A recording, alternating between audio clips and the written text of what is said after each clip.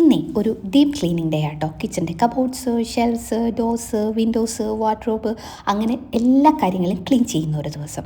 സാധാരണ ഇത് weekly once ഇവിടെ ഈ പരിപാടി നടക്കാറുണ്ട് കേട്ടോ. എല്ലാം ഒന്നുകൂടി ക്ലീൻ ചെയ്തിട്ട് എല്ലാ കാര്യങ്ങളും ഒന്നുകൂടി റീഅറേഞ്ച് ചെയ്ത് വെക്കും. അങ്ങനെ കിച്ചൻ്റെ കബോർഡ്സ് എല്ലാം ക്ലീൻ ചെയ്തിട്ട് സാധനങ്ങളെല്ലാം ഒന്നുകൂടി റീഅറേഞ്ച് ചെയ്ത് വെച്ച് കിച്ചൺ നീറ്റാക്കി ലിവിങ് ഏരിയയിലേക്ക് വന്നപ്പോൾ യോഗ മാറ്റ് ഉൾപ്പെടെയുള്ള സാധനങ്ങൾ ഇവിടെയുണ്ട്. കുഞ്ഞൂസ് കളിയൊക്കെ കഴിഞ്ഞിട്ട് അവളുടെ ടോയ്സ് എല്ലാം അവിടെ ഇവിടെയായിട്ട് നിരത്തിയിട്ടിട്ടുണ്ട്. ആൾ പോയി കിടന്നുറങ്ങി കേട്ടോ. പനിയൊക്കെ കഴിഞ്ഞതുകൊണ്ട് ചെറിയൊരു ക്ഷീണമുണ്ട്, അതുകൊണ്ട് ആൾ മയക്കത്തിലാണ്. അപ്പോൾ ഈ ഉറങ്ങുന്ന സമയത്ത് ക്ലീനിങ് ചെയ്താലേ എഫക്റ്റീവായിട്ട് ചെയ്യാനായിട്ട് പറ്റുള്ളൂ. കുഞ്ഞുമക്കളുള്ള അമ്മമാർക്ക് ചിലപ്പോൾ മനസ്സിലാകുമായിരിക്കും. ഇല്ലെങ്കിൽ ക്ലീൻ ചെയ്യുന്ന സമയത്ത് മമ്മ ഞാൻ തുടച്ച് തരാം, ഞാൻ അടിച്ച് വാരി തരാമെന്ന് പറഞ്ഞ് ചൂലും മൂപ്പും ബക്കറ്റും എല്ലാം കൊണ്ട് അവളങ്ങ് പോകും. ക്ലീനിങ് ഒട്ട് നടക്കുകയില്ല.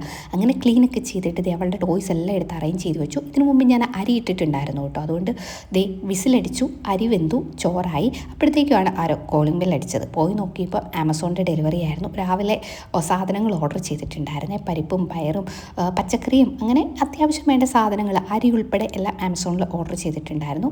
പാക്കിംഗ് ഒക്കെ അടിപൊളിയാണ്, സാധനങ്ങളും അടിപൊളിയാണ്. പിന്നെ എക്കോ ഫ്രണ്ട്ലി ഡെലിവറി ആട്ടോ. അവരുടെ ബാഗിൽ അവർ കൊണ്ടുവരും, ക്യാരി ബാഗില്ല, അതുകൊണ്ടാണ് മേശയിൽ നിരത്തി വെച്ചിരിക്കുന്നത്. പിന്നെ സാധനങ്ങളൊക്കെ എല്ലാം ഒന്നെടുത്ത് അടുക്കി വെച്ചു.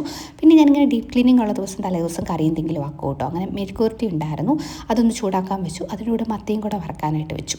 മോര് കറിയുണ്ട്. അപ്പോൾ ഉച്ചക്കത്തേക്കുള്ള ഫുഡിനുള്ള ഏകദേശം കാര്യങ്ങളെല്ലാമായി. അങ്ങനെ ചോറൊക്കെ കൂട്ടി മെഴുക്കുവരട്ടിയും മത്തി വറുത്തതും മോര് കറിയൊക്കെ കൂട്ടി ചോറൊക്കെ ഉണ്ടിട്ട് യൂട്യൂബിൽ നോക്കിയപ്പോഴാണ് കോയ് മിൽ ഗയ എന്നുള്ള ഈ സിനിമ കണ്ടിട്ട് എനിക്ക് ഭയങ്കര ഫേവറേറ്റ് ആയിട്ടുള്ള സിനിമയാട്ടോ. അങ്ങനെ സിനിമയൊക്കെ കണ്ടുകൊണ്ട് അങ്ങനെ റെസ്റ്റ് എടുത്തു. അപ്പോൾ ഇത്രയുമാണ് ഇന്നത്തെ വിശേഷം.